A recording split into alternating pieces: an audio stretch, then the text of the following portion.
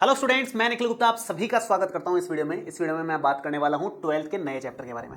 12th class का नया chapter start होने वाला है। पुराना जो दूसरा चैप्टर चल रहा था मतलब वो कंप्लीट हो गया है 12th क्लास में। अब हम लोग दूसरे प्रश्नावली के बाद सीधे पांचवी प्रश्नावली शुरू करेंगे, क्योंकि तीसरी और चौथी अपन ने पढ़ ली है।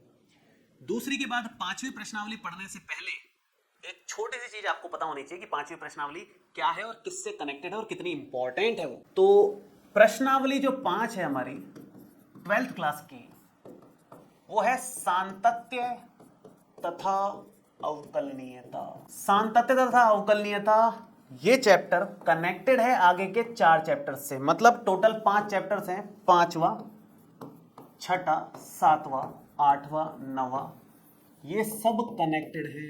और 12th क्लास में 50% मार्क्स के चैप्टर्स हैं। मतलब 100 में से 50 नंबर के तो यहीं से आएंगे क्वेश्चंस। अगर आपने 5वां चैप्टर छोड़ा ना 6ठा समझ में आएगा, ना 7वां समझ में आएगा, ना 8वां आएगा, ना 9वां समझ में आएगा। 5वां तो भूल ही जाओ, वो तो पढ़ाई नहीं फिर आपने। 5 से लेकर 9 तक आपको कुछ समझ में ही नहीं आएगा। अगले 2 महीने तक यही चैप्टर चलेंगे, 3 महीने तक, और मैक्सिमम सिलेबस खत्म हो जाएगा उसके बाद में। ये देख लो आप, 50% यही है, तो 3 महीने यही चलेंगे चैप्टर सारे के सारे। अगले 3 महीने तक परेशान रहोगे, इसलिए आपको ये चैप्टर पढ़ना ही है। और उस डिटेल में पढ़ना है जिस डिटेल में अपन पढ़ेंगे क्लास में, उस लेवल पे पढ़ना ही पड़ेगा आपको। तब जाकर के आपको आगे के चैप्टर्स में जो मजा आने वाला है उसकी कोई लिमिट नहीं है, मजा आ जाएगा मतलब उसके बाद में। और चैप्टर बहुत इंपॉर्टेंट है, 2 3 4 क्वेश्चंस तक बन जाते हैं इस चैप्टर से। 5वें चैप्टर से बड़ा है, बहुत क्वेश्चंस बनते हैं, भर भर के क्वेश्चंस बनते हैं, और इजी है। अच्छी बात यह है, बहुत इजी चैप्टर है। अगर आप लोगों को ये चैप्टर ढंग से पढ़ना है तो एक छोटा सा काम और करना पड़ेगा। ये तो 12th क्लास का चैप्टर है, ठीक है। इस चैप्टर को पढ़ने के लिए प्रश्नावली 11 है अपनी, सॉरी 13 है 11th क्लास की, जिसका नाम है सीमा तथा अवकलज।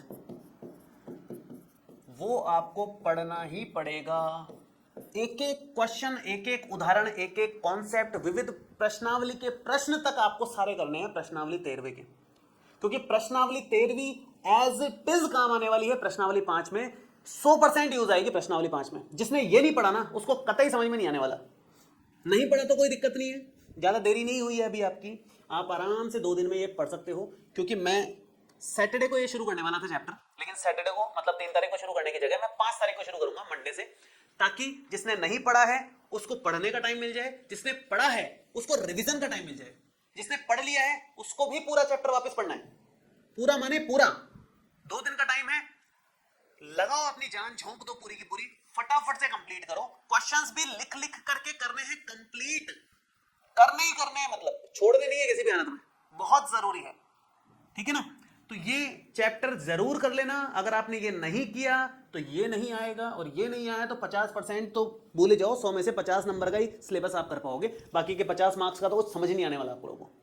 इसलिए पढ़ना बहुत जरूरी है, और ये नहीं पढ़ा तो बिल्कुल ही समझ में नहीं आएगा। लेकिन एक और चैप्टर है जो पढ़ना बहुत जरूरी है, वो है 12th क्लास का प्रश्नावली 2, जो अभी लेटेस्ट कंप्लीट करी है अपन ने।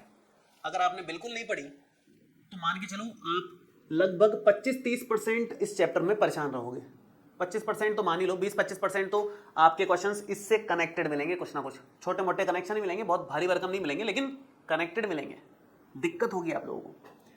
ये नहीं सर पढ़ा तो 1% समझ में नहीं आएगा, ये नहीं पढ़ा तो 20-25% में दिक्कत रहेगी, 75-80% तो समझ में आ ही जाएगा फिर भी।